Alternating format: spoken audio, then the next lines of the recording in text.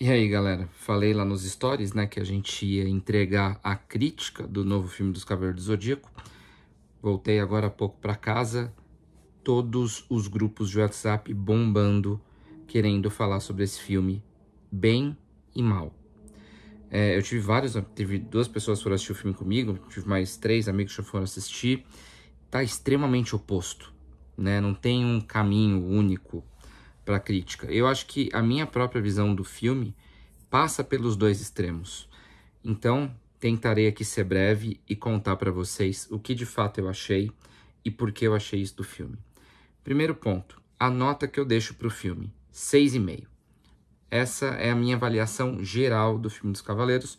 Se a gente fosse traduzir para o universo do Omelete, talvez aquele 3,5 ali dele seria o número mais fiel. Por que eu tô dando uma nota 6,5? Tem gente dando nota 2, tá 1 e tal. Muito parte da expectativa que cada um tem pro filme. Cara, eu acompanho Cavaleiros desde os 8 anos de idade. Todas as mídias possíveis eu já acompanhei, já assisti. Eu sofro com Cavaleiros mais do que eu sofro com São Paulo. Então, a gente tá carente, né? A gente sabe disso. E você assistiu o filme dos Cavaleiros do Zodíaco de live action com alguma expectativa de que vai sair algo bom, nunca passou pela minha cabeça. Eu sempre achei que o filme ia ser uma merda. E eu sempre achei que o filme ia ser zoado, porque desde o começo eu sabia que não ia ser fiel. Já estava apontado que ia ter Gurad, que foi o que todo mundo reclamou da série 3D. Já estava apontado que não ia ter os outros Cavaleiros de Bronze, então, tipo, não ia ter nenhuma referência à Guerra Galáctica, provavelmente. Então, assim, teve tanta coisa negativa que a gente já sabia sobre o filme, que eu cheguei com esse filme falando, cara, isso aqui não vai ser Cavaleiros, né? Ou eu vou assistir só porque eu sou fã. E no final das contas é meio que isso. E se você vai assim, o filme fica bom. Porque não é, do ponto de vista de um filme puro, sem nenhum tipo de referência, sem ser uma adaptação, ele não é um filme ruim. Não é um filme excelente, mas é melhor que o Thor 4, é melhor do que o Shazam. Então, assim, beleza, tipo, dá pra tirar alguma coisa desse filme. Então, eu vou listar aqui primeiro os pontos que eu marquei como pontos fortes, e depois eu vou colocar os pontos fracos, e aí a gente vai falando mais sobre isso. E deixa nos comentários, deixa o like se você curtir. É super bom esse feedback, até porque se vocês gostarem de verdade, a gente vai lá e grava uma live sobre isso. Pontos fortes, 4 pontos. Primeiro ponto, atuações. Não é um filme que acaba tendo um problema de direção dos atores, embora tenha um outro probleminha ali. Acho que o Ikki tem seus problemas de atuação, um pouco mais caricato, mas no geral, o Sei é excelente. A Saori vai muito bem. O Kido vai muito bem. A Jean Grey, né, vamos dizer assim, ela é média, mas passa também. Mas acho que especialmente o Sei e a Saori conseguem ter uma química boa, seja como amizade ou até pensando numa evolução dessa amizade para um amor no futuro. Ficou muito legal a interação dos dois. E o ator do Seiya é carismático, o que é muito bom, porque ele é o principal protagonista. E muitas vezes, quando a gente era criança, a gente torcia para os outros cavaleiros ao invés do Seiya, porque o Seiya era alguém muito mais forçado. Então, eu gostei de gostar do Seiya nesse filme, inclusive eu acho que o nome desse filme deveria se chamar Saint Seiya, e não Cavaleiro do Zodíaco, porque não existe nenhuma referência nem a Cavaleiros, nem a Zodíaco. Tem muito sobre o Seiya, é um filme do Seiya, na verdade. Então, parabéns, Seiya aí, ganhou meu ponto forte. Segundo ponto forte, que muita gente está elogiando, as lutas do filme, o nível de coreografia. Eu lembro que eles chamaram alguém famoso, não sei se foi do Shang-Chi, de onde que foi, e o que eu achei legal da parte das lutas é no começo do filme tem uma versão mais de rinha, que até lembra um pouco a Guerra Galáctica, por ser mais ou menos num octógono. E essa parte é muito boa, as lutas são bem reais, bem dinâmicas, bem rápidas. Você já consegue ver que tipo, o cavaleiro tá num nível um pouco acima do que um ser humano, porque eles conseguem lutar de uma forma muito rápida e dinâmica. Isso acaba sendo bem legal de assistir. Essas lutas vão perdurando ao longo do filme, mas elas não conseguem manter o mesmo nível de emoção ao longo do tempo. E depois eu vou colocar isso nos pontos negativos. Mas, no geral, a coreografia das lutas, especialmente nas primeiras meia hora, 40 minutos do filme, são muito legais. Terceiro ponto forte, o treinamento do Seiya. tem um bom tempo até que o Seiya passa dentro do treinamento com a Marin, e você acaba tendo uma profundidade muito boa sobre o Seiya, sobre um pouco mais do Cosmo. Você consegue ver ele evoluindo pouco a pouco. O cenário, por mais que seja mais vazio, é num ambiente relativamente bonito. A Marin talvez seja uma das coisas mais fiéis que existam dentro do filme inteiro. Acaba tendo um pouco dessa ligação que acaba fazendo bastante sentido. Então o treinamento do Seiya é um ponto muito bom. E tem um detalhe no final do treinamento que todo mundo está elogiando, que é a entrada do Pegasus Fantasy na hora que o Seiya vai receber a sua primeira armadura. Né? Óbvio, já vou deixar até na descrição, tem spoilers no filme, né? Spoiler de Cavaleiros, mas vamos lá.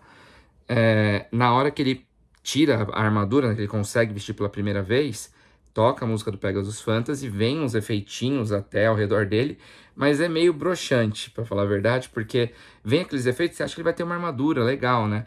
E na prática é aquela armadura tipo inicial do treinamento do mangá, que é só o peitinho aqui e um braço e algumas coisinhas no punho. Tipo, fica bem simplona a armadura dele, mas é legal que a armadura evolui. Então isso é um ponto legal que eles colocaram de essa armadura, dependendo do nível do cosmo dele subindo, ela acaba se transformando na armadura que todo mundo viu, inclusive que é um dos pontos fracos que eu vou citar daqui a pouco. E para encerrar o bloco positivo, a gente tem uma coisa que me surpreendeu demais, que foi a motivação dos personagens. A série 3D, que teoricamente bebe da mesma fonte, elas inclusive foram escritas meio que ao mesmo tempo, ela tem aquele negócio da taça, né, de você ver que a Athena, na verdade, está destinada a fazer algo ruim e tal, e fica meio estranho, entendeu? Na relação do o Gurad ser amigo do Kurumada, ele acredita na visão da taça, o Kurumada não acredita na visão da taça, fica um negócio meio estranho. E é uma relação muito doida de dois amigos, assim, não faz tanto sentido. No filme tem algo que fica melhor, que é o quê? Eles colocam a relação da Gurad como mulher com o Kido, os dois são casados, os dois encontram a Saori e eles cuidam da Saori, porém a Saori começa a demonstrar o cosmo. Só que o cosmo da Saori acaba sendo um cosmo agressivo, destruindo as coisas que estão ao redor, inclusive acaba destruindo um pedaço do braço, né, do braço da Gurad. E aí ela começa a ver o perigo que isso pode ter para a humanidade, e ela acaba se separando do Kido, porque o Kido quer cuidar dela, porque ele acha que cuidando dela, ela não vai ser um problema para a sociedade, e a Gurad fala, não, cara, tipo, ela não tem controle nenhum, a gente precisa dar um jeito nisso, vamos tentar extrair, né, o cosmo dela. Enfim, aí você tem outras motivações, do porquê que o Kido ajuda no começo, depois o que o Kido muda, a questão da Seika com o Seiya é muito bem explorada, aliás, é muito mais explorado do que qualquer uma das mídias que a gente teve. E até meio triste, porque quem conhece Cavaleiros do Zodíaco sabe que o arco da Seika é um arco muito cagado.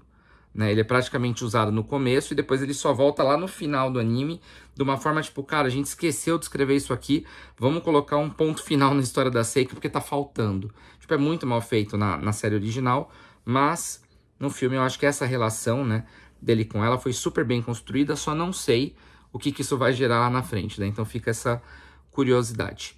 Beleza, passados os pontos fortes, vamos para os pontos fracos.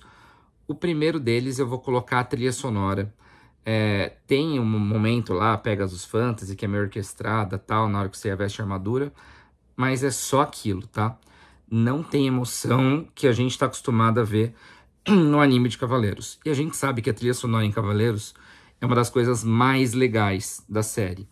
É uma pena ver esse desperdício. Tem muita trilha, tem realmente muitos momentos que você escuta, mas nenhum consegue entregar a emoção que a gente estava acostumado a ter. E aí eu vou para o segundo ponto negativo, que é a falta de emoção. Quer dizer que falta de emoção, né?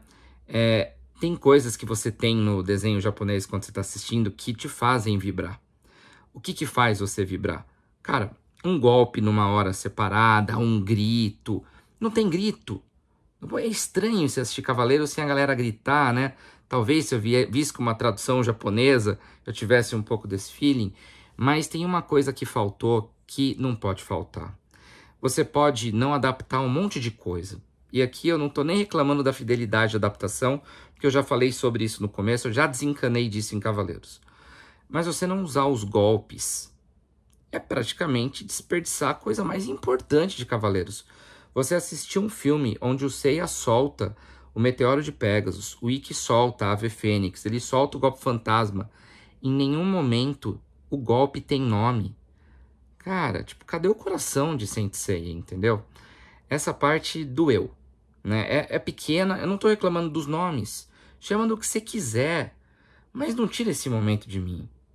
Deixa o cara gritar Meteoro de Pégaso, né? Então, assim, eu acabei assistindo legendado, que eu fiquei até na dúvida, né? Se no dublado eles acabaram enfiando isso na dublagem, talvez pode ter colocado, seria algo legal. Outro ponto negativo, as armaduras. Né? As armaduras, a gente tem a armadura do Seiya, a armadura do Ikki e as armaduras dos Cavaleiros Negro / de Aço. Vamos explicar assim, porque eles são Cavaleiros de Aço, mas como todo mundo usa a armadura preta, dá pra supor que é meio que a mesma coisa.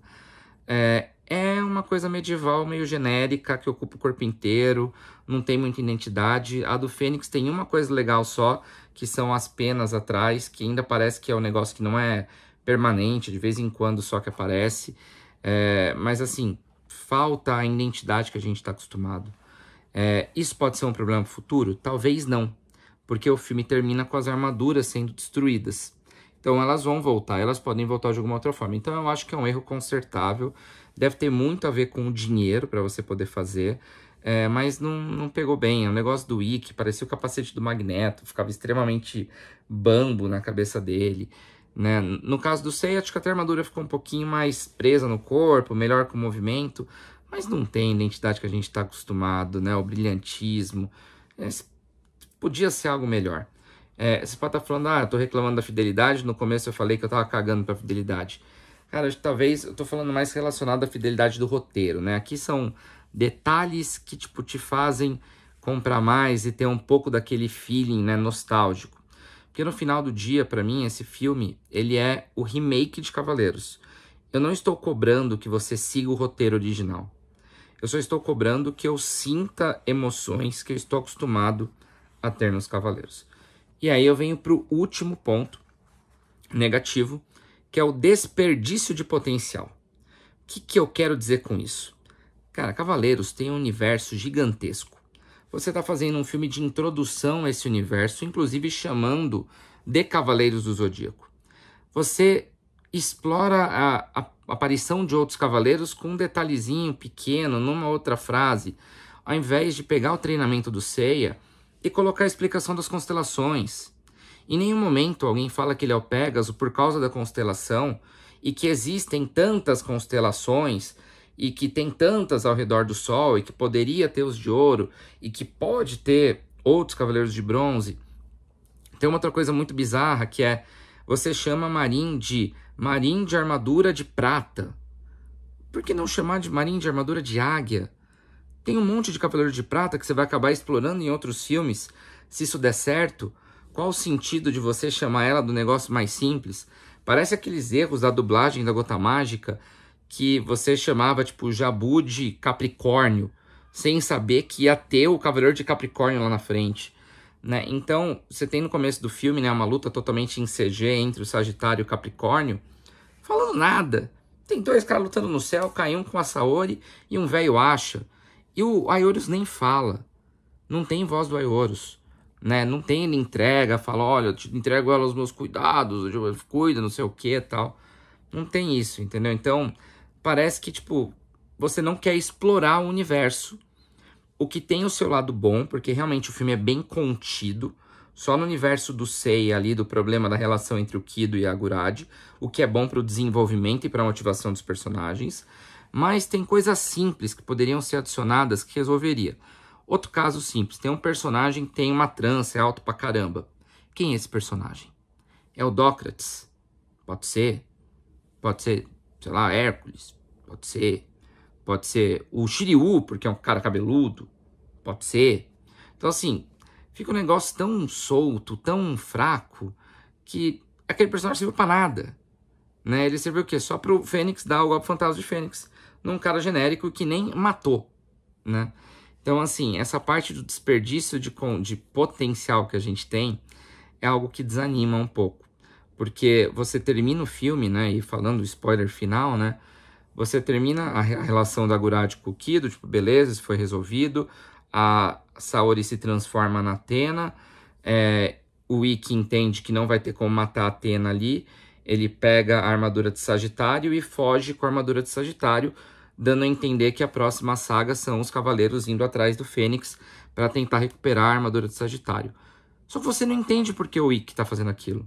Ele simplesmente fala, já que não vai dar para matar a Saori, deixa eu fazer outra metade da minha função. E ele pega a armadura de Sagitário e foge. Né? Então, assim, poderia talvez ter mostrado o lance dele com o santuário. Seria tão mais, tipo, porra, tem um santuário, né? Tipo, não precisa criar uma história gigantesca, mas era só um outro detalhezinho, entendeu? Que fosse uma carta, um papel, alguma coisa mostrando pra ele, que nem acontece com o Yoga no mangá.